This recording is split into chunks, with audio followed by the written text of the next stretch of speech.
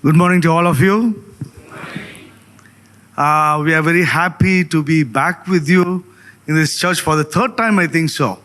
Third time, yeah? Sally and I believe that you people love us so much. Really? Oh, that's great. We too love you. It's a great church. It's a great congregation. Loving faces, smiling faces. And we enjoy ministering the word of God to this church. Praise God for this beautiful church. Right. Thank you for your love, brotherly and sisterly love. Okay. Happy Valentine's Day to all of you. Yeah? Okay. And Anand said, all the married couples, okay? What about the other people, singles? Very sad. So get married fast. Tatkal marriage, right? Tatkal marriage, fast. You can join us too, right? Okay. For today's morning meditation, I've chosen a passage from John chapter 2, okay? 12 to 22. The cleansing of the church. John chapter 2, verse 12 to 22. After this, he went down to Capernaum, he and his mother and his brethren and his disciples. And they continued there not many days. And the Jews' Passover was at hand, and Jesus went up to Jerusalem, and found in the temple those that sold oxen, sheep, and doves, and changers of money sitting. And when he had made a scourge of small cords, he drew them all out of the temple, and the sheep and the oxen, and poured out the changers' money, and overthrew the tables, and said unto them that sold doves, Take these things hence, make not my Father's house an house of merchandise.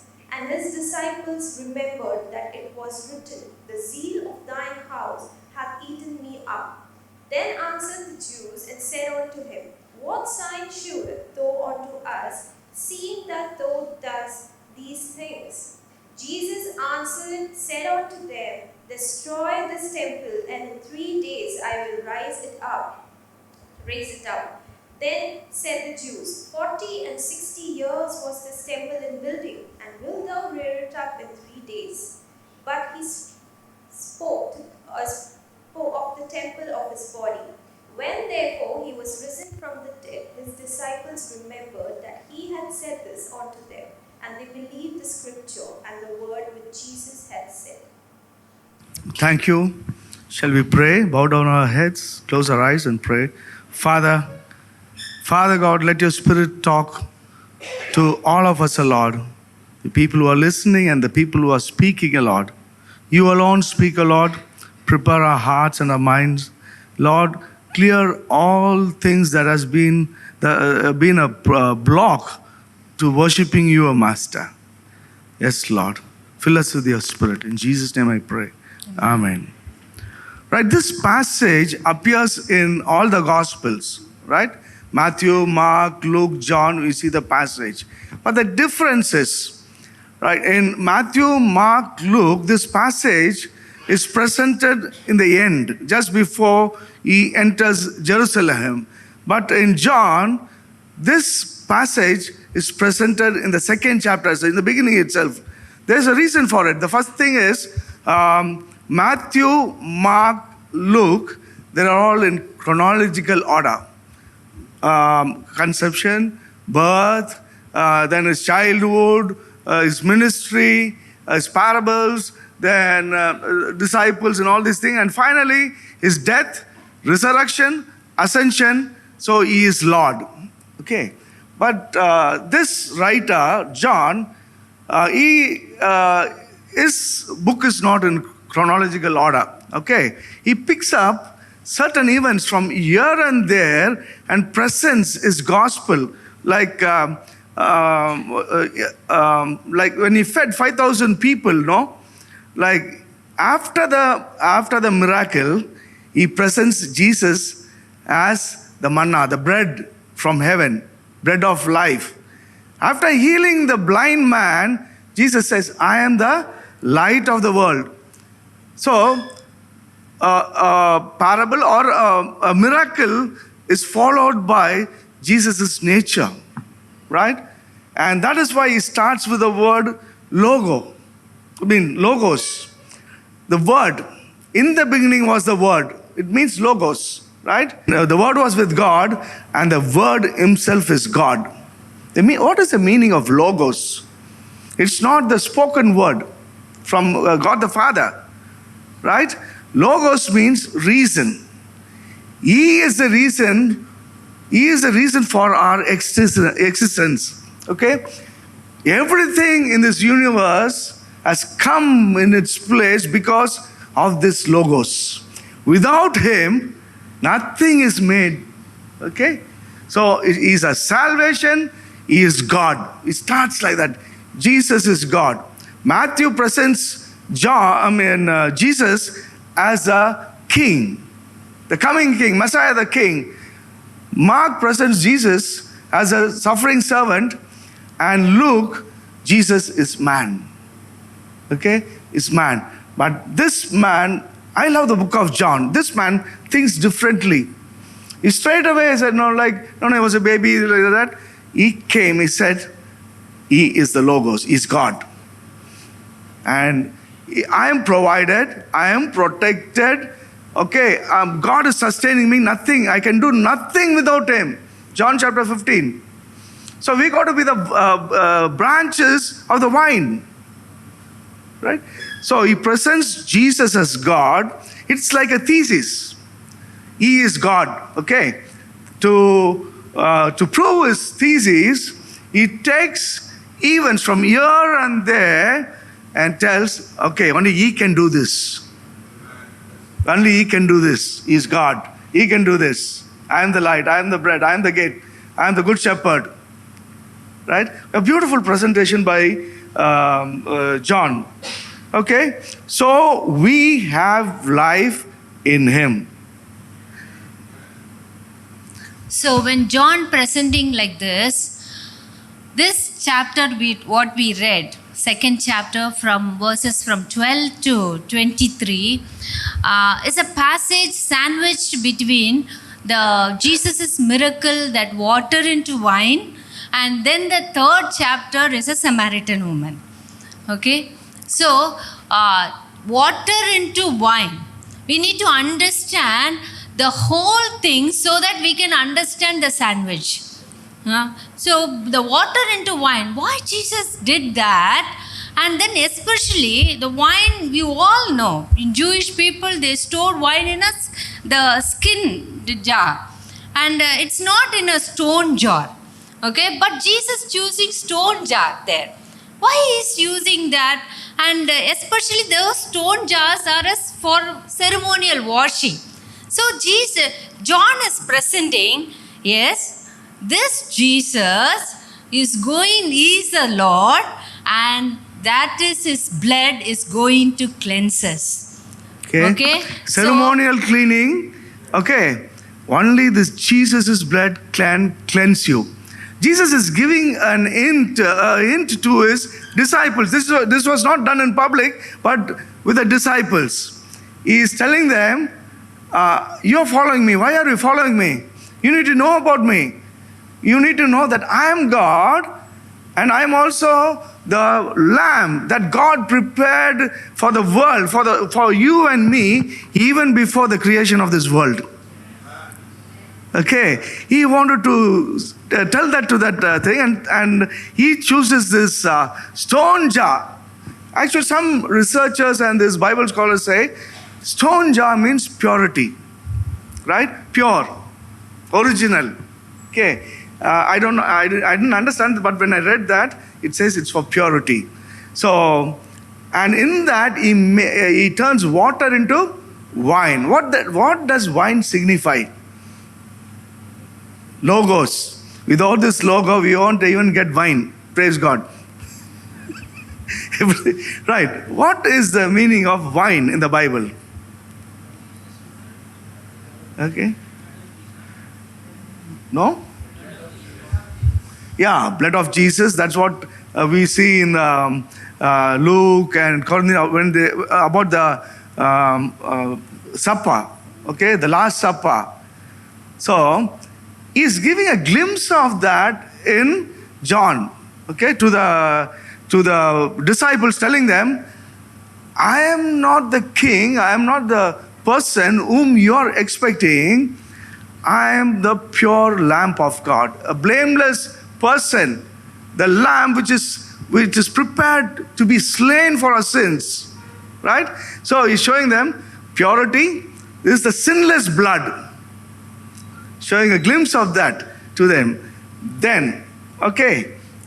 So then this passage is there, and then comes Samaritan woman, where Jesus was explaining that you are going to worship the Lord in truth and spirit. So before you are going to worship the Lord in truth and spirit, Jesus has to do something. Okay, because the people needs to understand. So that is why this passage is Sandwiched. kept between these two incidents. So Jesus was doing something that is very radical reformation he is doing. That everybody got astonished. Why he is doing like this? That is kind of a, if in his today's world, it is kind of a, this person is out of his mind. Is doing something. Yeah. So that kind of a doing is doing. Okay. Just imagine. Why do you come to church? To worship. Whom? Really? Okay. Suddenly pastor says, I am going to remove this worship in this church. 40 minutes of worship in the church. And 40 minutes of silence will take place. What will you tell? Will you come? Look at the faces. Yeah? What will happen to you? What will you say? Will you come to the church? No speaking. Okay. Silent Silence. fasting. Okay? You say, oh, the beauty of the church is gone. Oh, this pastor, huh? Oh, he's super. Fantastic. We come for the pastor. Right? We make him God. We make the worship God. And sometimes young boys and girls, like, look at that girl's voice, like it's very angelic.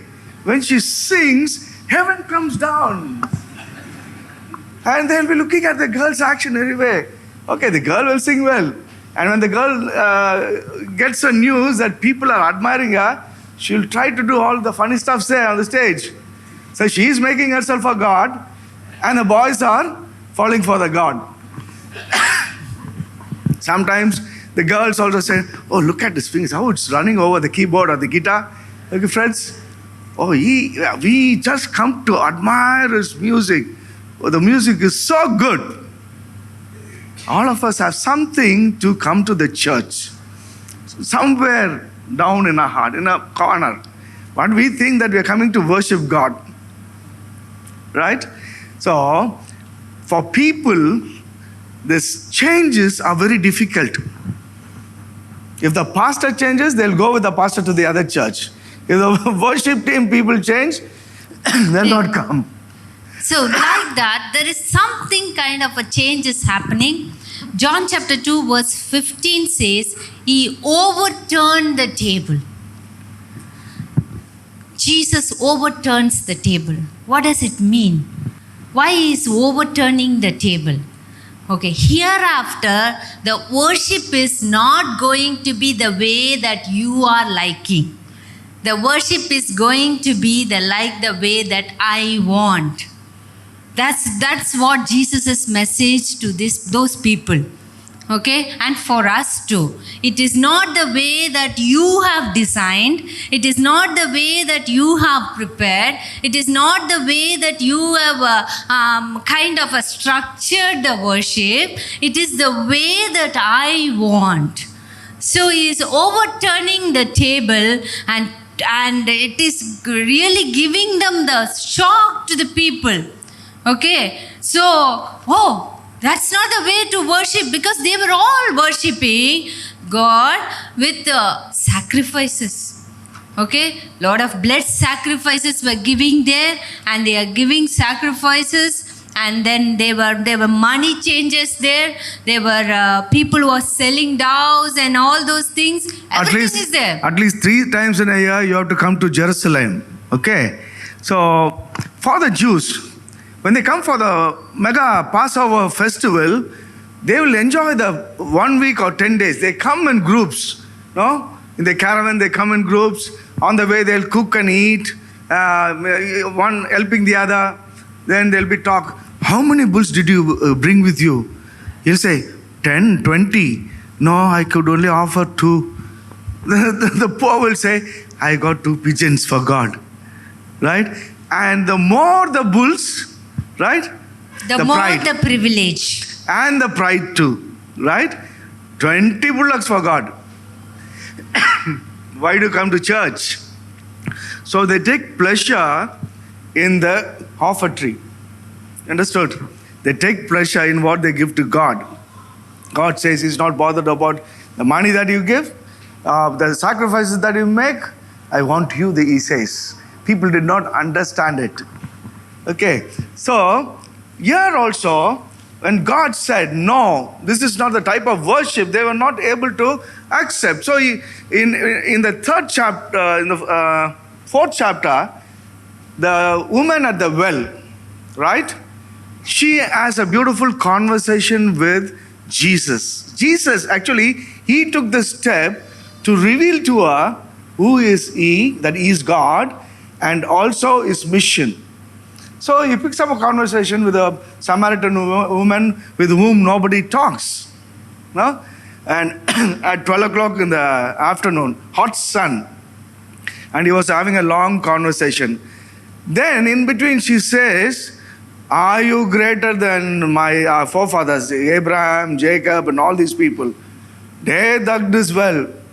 Okay, Jesus said, if you drink the water that I give, you will not feel thirsty. He was talking about some other thing when she was talking about traditions. We worship here in this mountain, and the Jews worship there on the mountain. What did Jesus say? A time is coming. A time is coming, and has already come. Has it come? Jesus, He said, and it has already come.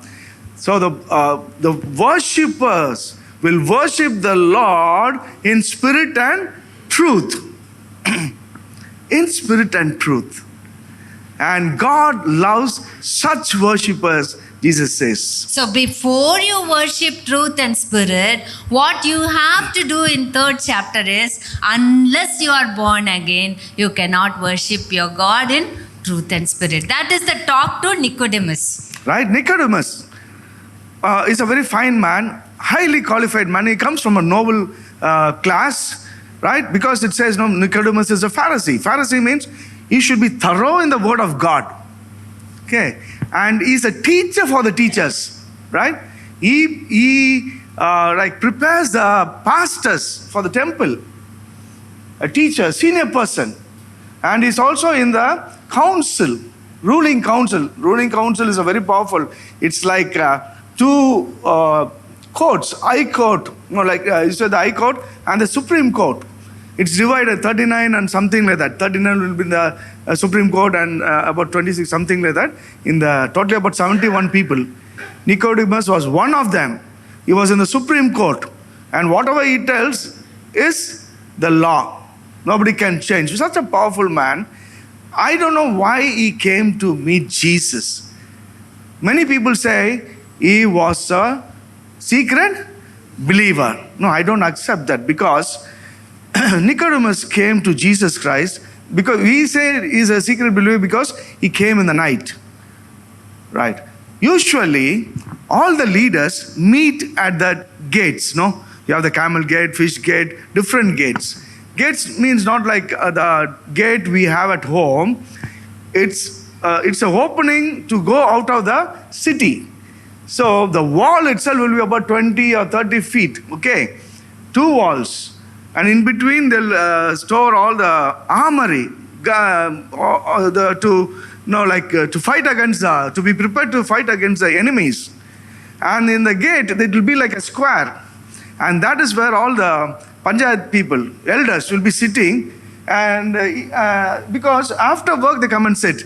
The people can come and discuss with them the problems. And Jesus took this opportunity. The leaders will come there in the evening only. He was there. And Nicodemus also knew about it. he goes to meet Jesus Christ. Okay? Maybe he was a seeker, he was looking for the Messiah. And because 400 years of dark period, after Malachi, there was no prophets, there was no proper teaching and all these things. It was a very dark period, and suddenly somebody comes, right? He makes the lame walk, he opens the eyes of the blind, leprosy people being healed, changing this, raising Lazarus from the dead, and so many people Jesus raised from the dead. Oh, what a wonderful miracle worker, and the miracles nobody has done, he is doing, right? That's why, like miracles, Nicodemus starts a conversation with Jesus. Maybe he wanted a favor from Jesus. If you want a favor from Jesus, what will you do? Lord, you are so good. You are so good. How do you start your worship? Oh Lord, You are thou good. Lord, You're like this. You're a Jehovah Jireh. You promised you are the this. provider. Please provide for us. Right? You can't talk like as you talk to your father. My son will say, Papa, I want this. Huh? He has got the right. My son and my daughter, they have the right to ask us in authority, I want this. Just imagine, our children are coming and telling us, Papa, Papa, you are so great. Papa, Papa, you did like this. Papa, Papa, you did that one. What you will feel? Keep quiet. Shut your mouth. You'll tell them, no? What do you want? Why are you muscafying me? Why are you buttering me? You'll ask, no? Mommy, you were so cute, mommy. You will not. I know why you are telling. Immediately we will tell. Yeah. Even God knows why we are telling. Nicodemus, Okay. God knew Nicodemus' heart. Okay. And what was his plan? So Nicodemus starts a conversation like this. We know that you are from God. He does not call him God. Okay. For a believer, he is God. We know because you are doing good things. We have seen you doing some good things, great miracles. Okay. He starts like that. Jesus cuts a conversation. Just read the second and the third verse and see whether there's a connection between the second and the third. He came to Jesus at night and said, Rabbi, we know you are a teacher who has come from God, for no one could perform the miraculous signs you are doing if God were with him. In reply, Jesus declared, I tell you the truth, no one can see the kingdom of God unless he is born again. Okay. So, is there any connection between the second and the third verse? So, Then Jesus is a kind of a person that can't understand what other people are telling. Is he mad? No. Jesus replied exactly, understanding the heart of Nicodemus. Okay. So, it's like, what's your name? You ask me.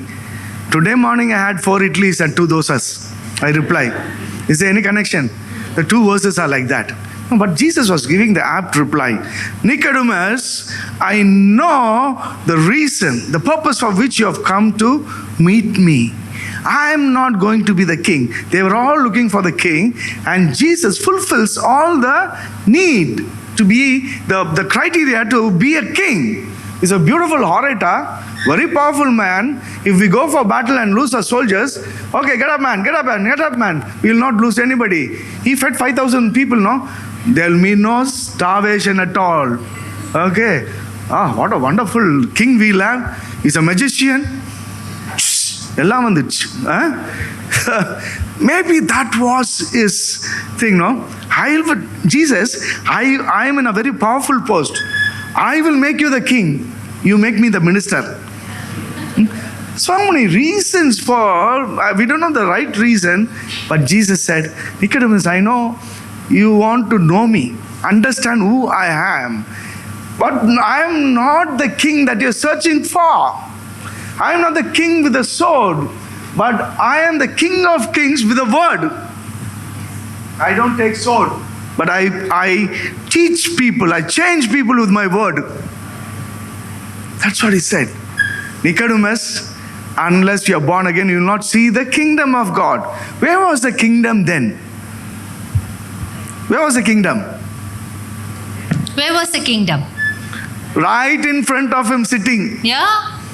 Right in front of him. Jesus The is the great kingdom of God. I am was sitting in front of him. The teacher of teacher was not able to identify the great I A am. Bible teacher. Okay. So we're all Bible teachers, no? They will not say, no. If you don't know the Bible, God will not teach you. Okay. Bible teacher. He knows the Bible thoroughly, and he also knows when the king, Messiah will would be born. Matthew chapter 2, the three wise men, like they come to meet Herod, looking for Jesus there. They asked, where is the king of the Jews who was already born? Okay, they tell like, he is born, we have come to worship him. So, whom did Herod consulted. He was troubled. He calls all the people of the Jews, okay, the priests, the Pharisees, the Sadducees, everybody, and they said, in Bethlehem, they gave them a news.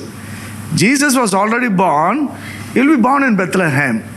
Okay. What a kind of irony, no? The same people who informed the Herod that the Messiah was born. But the same people were behind Jesus, that not knowing that this is the Messiah. Knowing the word of God, but yet blind to it. Yeah. Because if you are not born again, you cannot see Jesus Christ. Okay, you need the Spirit of God to reveal to us. And in His time, He will tell us the truth. That's why, have you got this born again experience? That is why Jesus said, God so loved the world that He gave His only Son. Whoever believes in Him should not perish and have everlasting life. That the first gospel is given to the Bible teacher. Okay, So- the Bible teacher Nicodemus received the first gospel, and that is why he overturned the table, because you are believing that you know the word of God, you are believing that you are the one, you know the law, but yet you do not know your God. So let me overturn this table. The way your worship is wrong. Dismantling religiosity. Jesus came to dismantle the religiosity, traditions, right? For a Jew, God to be like, God to come as a human being is impossible, even today, right? No, they cannot believe in a triune God. And of all things, Son of God, shame, blasphemy. So they kept on cutting these animals, blood after blood, blood after blood. But Jesus told him, no, Nicodemus, you cannot worship God without being born again. It will not be a satisfying worship. Without the Holy Spirit, you will not be guided in the paths of righteousness. Without the Holy Spirit, sometimes we say, no, I'm not able to understand this passage. I'm not able to understand the Bible. Why? If the Spirit does not open the truth to us, open our eyes, we cannot learn the truth. Right? We all claim as a church, as a new believers, a New Testament church, we all claim that we are born again people. What are the religiosity that God wants to overturn in our life? There are so many things which is against the word of God, which we follow, and we think that it is part and parcel of our Christian worship. God is telling Nicodemus, leave your Phariseeism. Okay? Leave the style of your worship. Come on, don't keep on teaching about the sacrifices and all these things. I am the only sacrifice, and it's once for all. Hebrews 10:10. Jesus died once and He shed His blood once for all. Hereafter, this temple will not exist. I will dismantle it. I'll be the temple. Okay? So the religiosity, everything is dismantled. What are the religiosity? auspicious days. These days that we will not keep marriages. This is the Tuesday, way. Saturday, Friday, something like that, they won't have marriages. Many Christians are like that. Okay. And many things that manjal, and in the card, holy matrimony will be there. Okay, the holiness is being kept properly by the four corners manjal. And the marriage will be sustained by the manjal. And when they go to meet the girl, number of tattu, the plates. They have, one will have orange, apple, this one, and recently there was a fight. The boys said we'll have 9 plates, boy side. The girl side said, no, we want 17 plates. Okay? So he came and asked us. I thought of having 9 plates and filling it with fruits and something. But they're asking for 17 plates. What should we keep in the tatte? Okay. Our daughter is not married. We don't have any idea. And in our wedding, we did not have all these rituals and all these things. So now we gave some idea, no? Okay, in one plate, you put the nut, cashew nut, badam, pista, figs, like that. Try to fill in the one plate, man. Okay, then the sari, then the ring and all these things. So we say, it should be in Vattapadai. You know what is Vattapadai? Odd number. Not in even number, odd number. Vattapadai. Okay. Why they have to keep a odd number plates? Don't know. There are some religiosity is attached. Where is it from? Do you know where is it from? Okay, your religion, all are, let's talk about our generations, like our forefathers. Where did they come from? Where did they come from? Where is the root? Not knowing God. No. Okay. India. Indian root. Adam. Very good. They do not know God. Sorry. And they worship different one. For example, God redeemed the Israelites from Egypt. Okay. He released them from the clutches, bondage. Out of bondage they were, and they were walking through the desert. And at one place, God calls Moses and to talk to him. It took many days for Moses to return. But what happened to the people? They became very restless. So read that. Read Exodus chapter 32 and verse 1-2. Somebody read it loud.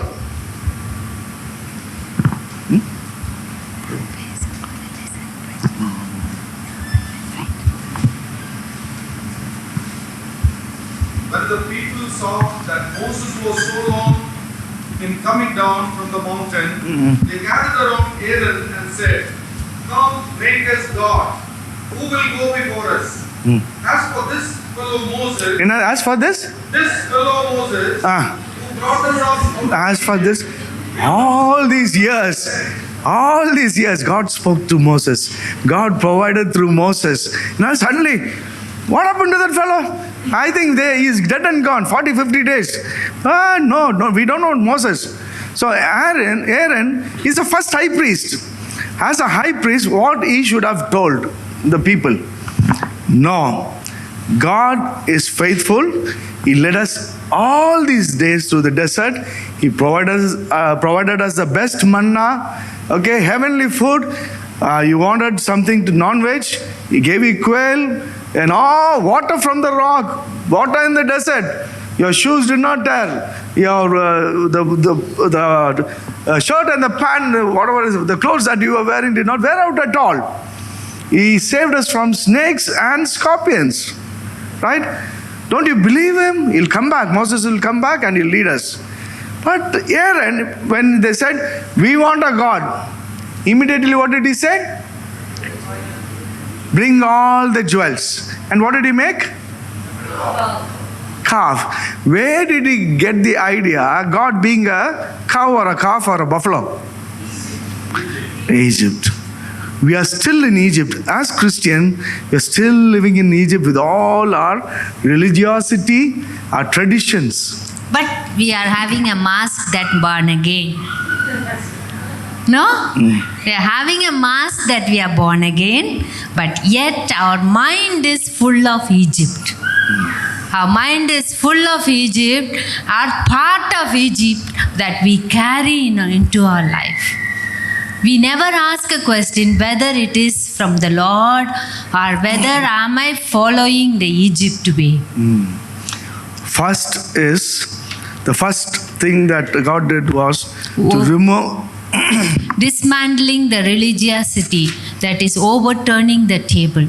The Then- second one. Do we have this distorted love for God? Okay. It says in the temple they were exchanging money, they were selling bulls and cows and doves and whatever is it. 16th verse says, to those who sold doves, he said, get these out of here. How dare you can turn my father's house into a market. It becomes a marketplace. Church has become a marketplace just for money. Transaction relationship. Right? Jesus was very hurt and he said, how can you change my father's house into robber's den?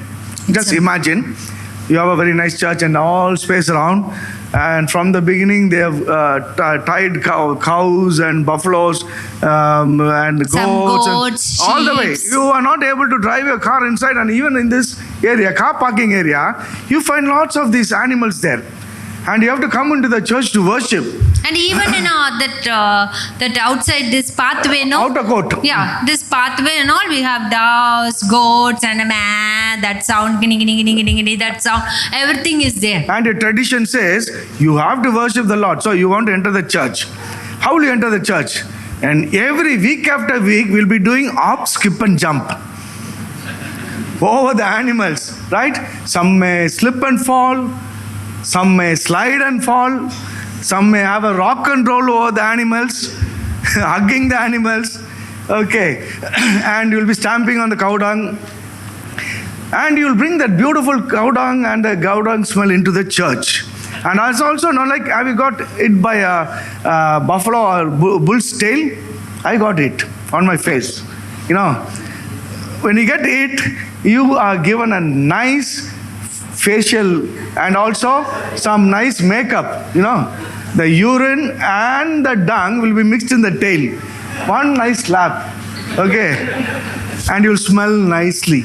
And you come into the worship place with and you'll worship the Lord. In with- truth and spirit.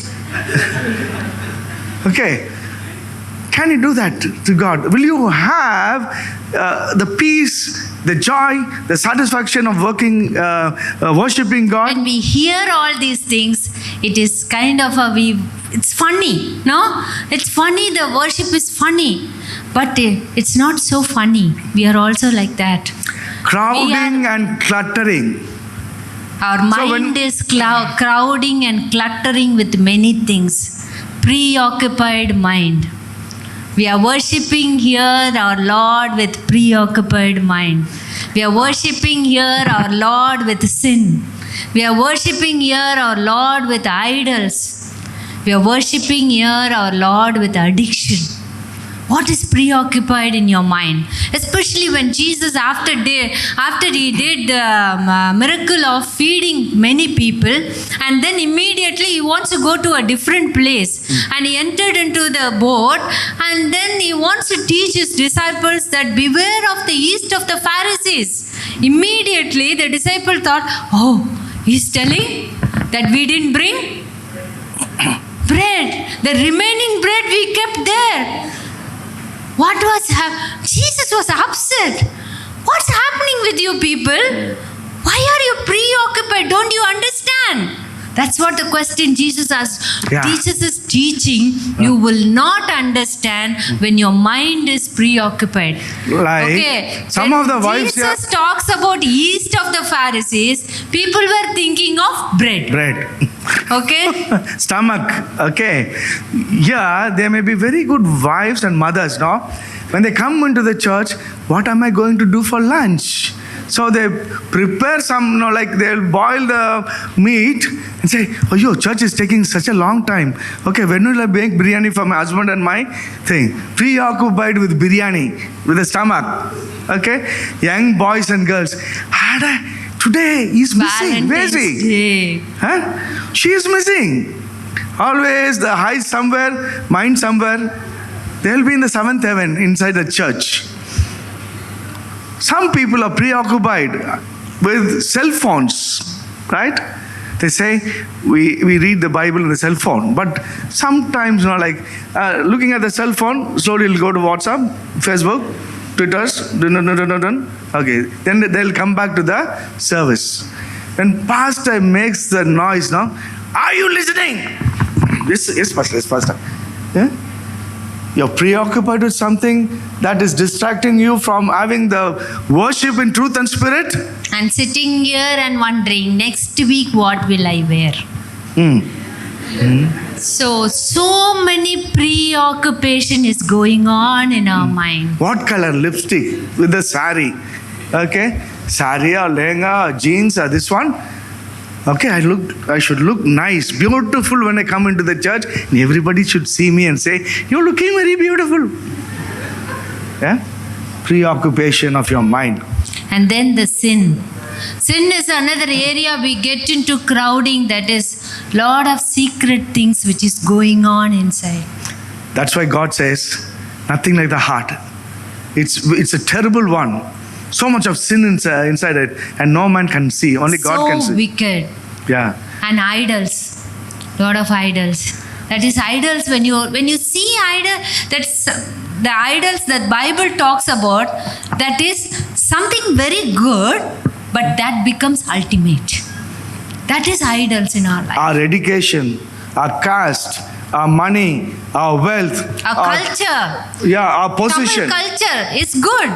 Each culture is good, but the culture overpowers the word of God.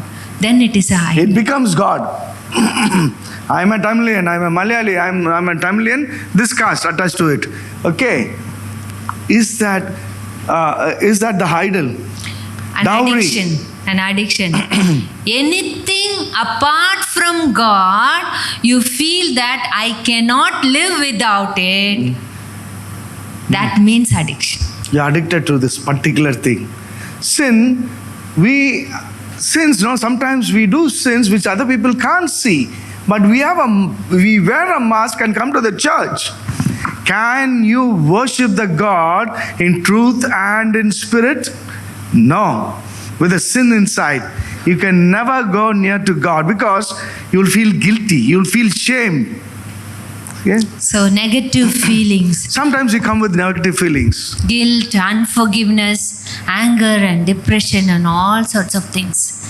And then the word of God says, in 2 Corinthians chapter 10 verse 5, every arguments, every pretension that is going on in our mind, let us bring under the subjection of Christ.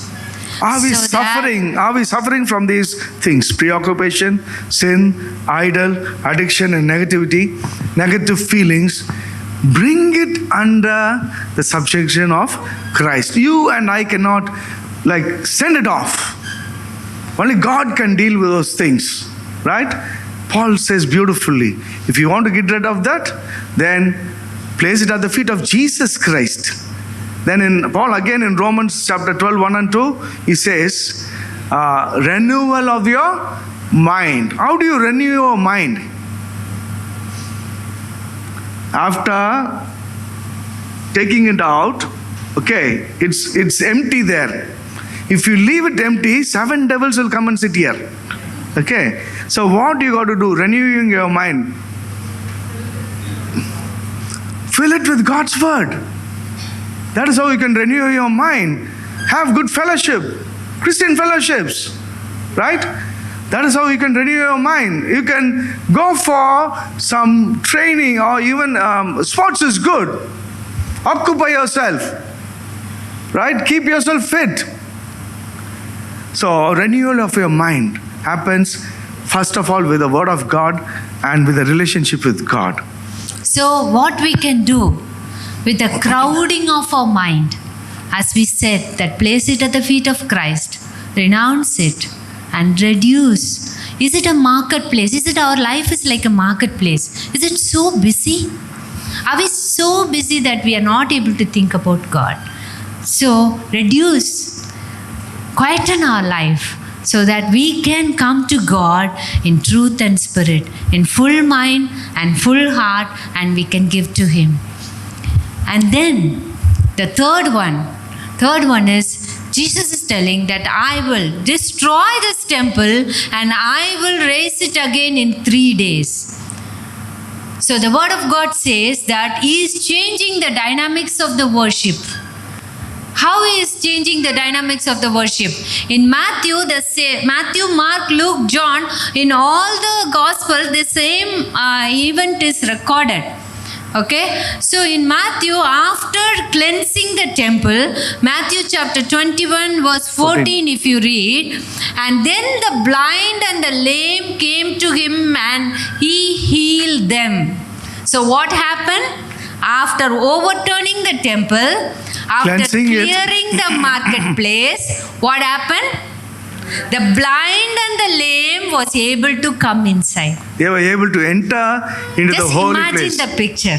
What was blocking the blind and the lame to come inside the church? It's a marketplace. Okay? It was the table. He was overturning the table. He cleared the temple. The blind and the lame came inside. Yeah. They came to worship the Lord. They should have gone into the temple, given some sacrifice and all these things. But when it was cleared, where was their attention? Where did they go? They straight away went to Jesus. He healed them. So He healed them. Then also He comforted them. Many things happened. So What the is blind and lame now? Those who are not able to see who God is. Lame, those who are not able to get up and come to God. So depressed inside. Are we the stumbling block to those people to come into Christ? Where Jesus is telling that I am the temple. Destroy this temple, I will raise it again in 3 days. Jesus is telling them that I am the temple. I am going to rise again in 3 days. So He's telling that by His death and resurrection, He was talking to these people.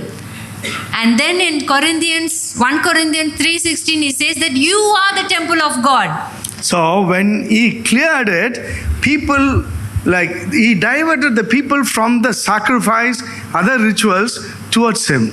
I am the temple, right? The dynamics of relationship changed. Worship changed totally.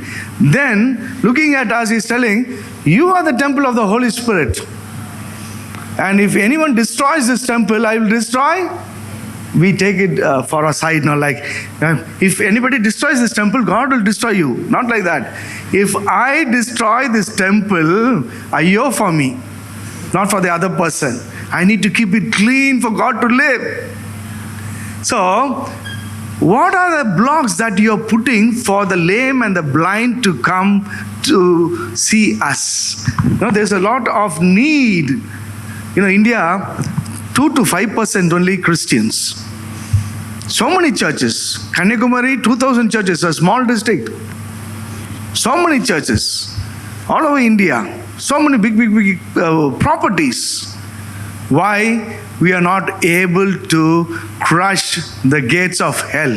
Jesus said, right, now onwards, Peter, the gates of hell shall not prevail against it. What is the meaning of it? See, the church was static. Those days, the temple was static. It was in Jerusalem, and people poured into the church, into the temple. But after Jesus' death and resurrection, He made a way between God and people. Directly you can go through Him. Okay. Then, it's not going to be the temple type of a worship.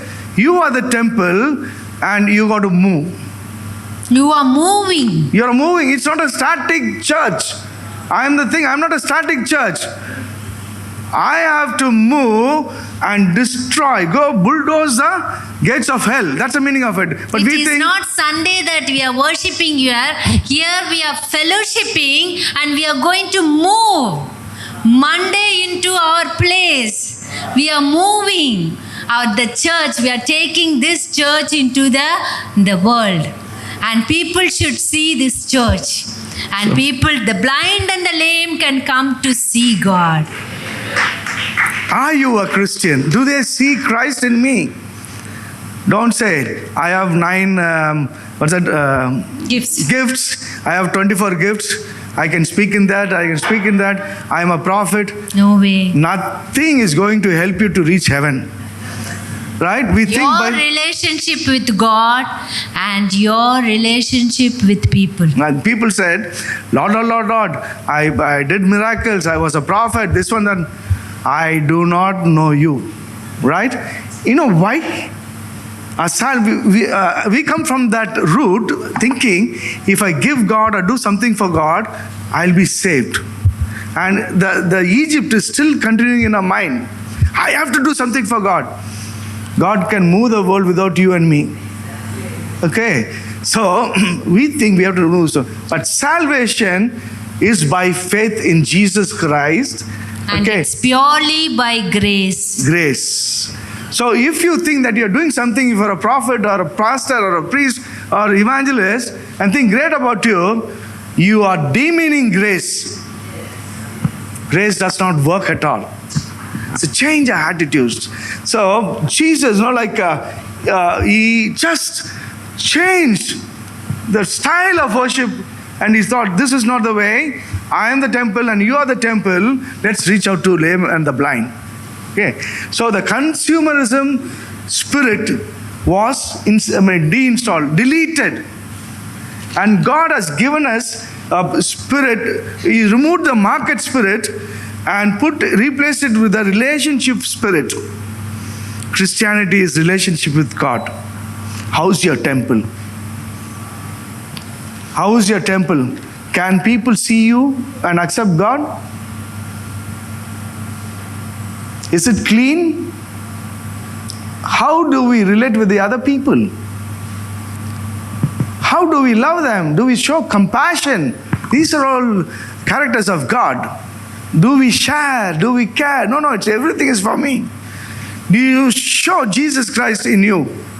The fruit of the Spirit. Kindness, goodness, long suffering. Long suffering. It's not there in 5:22 Galatians, okay? It's not there at all. Yeah. It's saying, I suffered that's all. It's crossed the limit. All of us, I have done that. Cross the limit and I cannot forgive him at all. Christ-like. Right, Christian? We come here, then hallelujah, majesty. Lord, you're a forgiving God. Okay? Radical reformation. Dismantling the religiosity, distorted love, and dynamics of our worship is changing. As we are celebrating, today is a Valentine's Day, celebration of love. We are celebrating, God has given us His unfailing love. Unfailing love is love with a commitment. Do you know the meaning of unfailing love? Unfailing love means love with a commitment. God is committed to us. Everlasting love. As we are learning today, our relationship with God is very important. The first love we have to show to Him. The love we need to celebrate with Him. That unfailing love that God has shown on us, we need to celebrate with Him. The love that He has showered upon us. Though our mind is full of marketplace, though our mind is full of things which worries, is filthy, but yet He has showered His unfailing love on us. Love with a commitment. So that we let us celebrate the love. And if our relationship with God is not right, if our relationship with God is cluttered, then our relationship with our spouse will also be cluttered. Okay? Because the way that we relate to God, the way we love God, that really makes us to love our spouse more. Love your neighbor as you love Yes. yourself. 2 golden commandments. Love the Lord, love your neighbor. Who's your nearest neighbor? Not Rosie, Susie, Daisy, Praisy, Ramesh, Suresh, somebody around. It's very easy to please your boss, your friends. You will show them so much of love. Maybe sometimes hypocritical also. Okay, right? Who is your nearest neighbor? Your spouse. If you can't love your wife, it means you're far away from God. The love of God, right? It forces me to love the people around me and the nearest kith and kin. Anybody who is not able to take care of his own family is worse than an unbeliever. That's what the Bible says. 1 Timothy chapter 5 verse 8. So, Valentine's Day, let's change our attitudes. Love your family, love your wife. Can you say, I still do?